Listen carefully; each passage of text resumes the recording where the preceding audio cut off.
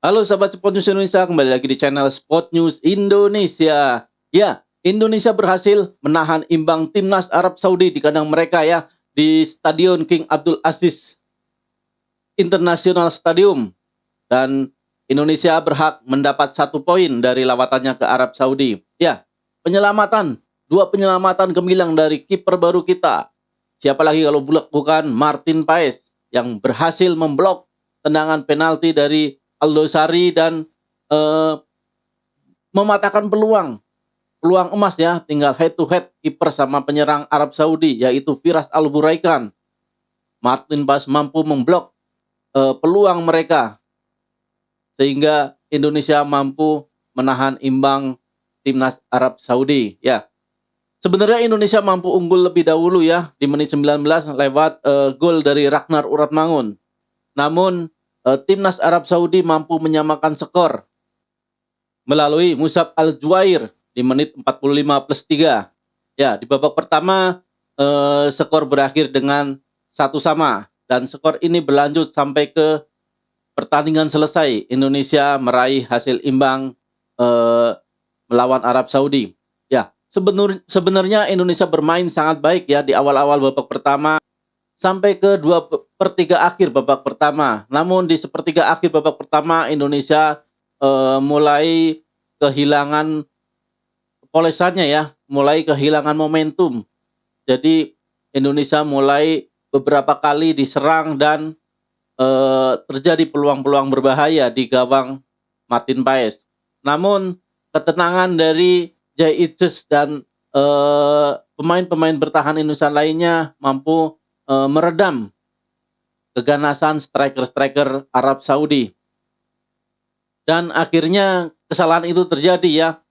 Tendangan Al-Juair memantul ke badan Calvin Verdong dan terciptalah gol ya.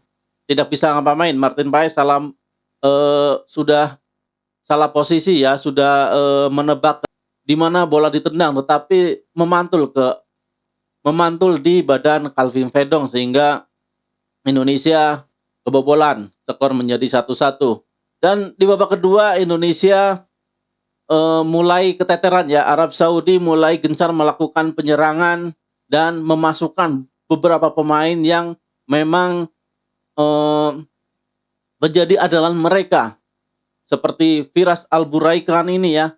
Terus satu lagi adalah pemain AS Roma, pemain baru AS Roma yang melakukan debut ya di AS Roma, tetapi kualitasnya sangat baik. Terbukti dia menjadi kipas pada Firas Al Buraikan yang menciptakan peluang yang berbahaya, dan untungnya Martin Paes mampu memblok tendangan dari Firas Al Buraikan.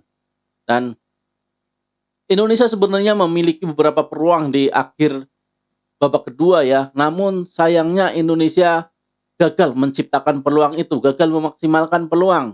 Sehingga Indonesia terpaksa harus pulang dengan 1 poin. Namun di balik itu semua tetap ini adalah progres seperti yang pernah saya buat video di sebelumnya ya. Indonesia sekarang bukanlah Indonesia yang dulu. Indonesia sudah sangat jauh berbeda. Kualitasnya sudah sangat jauh berbeda, dan apabila kita melawan tim-tim besar layaknya Arab Saudi, Australia, Jepang, Korea Selatan, kita bisa mengimbangi dan Indonesia tidak frontal bertahan. Indonesia bisa menciptakan peluang melawan tim-tim besar, itu yang patut kita apresiasi ya. Kita punya peluang menang. Kalau kita nggak frontal bertahan, kita punya peluang menang. Dan ini terbukti. Pertandingan melawan Arab Saudi, Indonesia mampu mengimbangi permainan Arab Saudi, dan akhirnya kita dapat menciptakan peluang dan menjadi gol di babak pertama. Walaupun akhirnya dapat disamakan oleh pemain Arab Saudi, namun tetap Indonesia berhasil meraih 1 poin yang sangat berharga.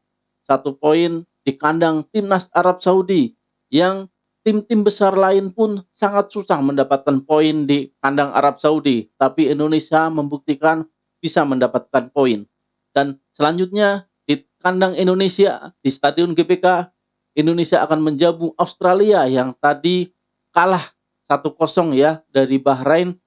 Cukup mengejutkan karena Australia begitu mendominasi permainan, namun karena kesalahan, karena emosi yang tidak tertahan, Australia mendapat kartu merah dan akhirnya Australia kebobolan di akhir-akhir babak kedua. Dan ini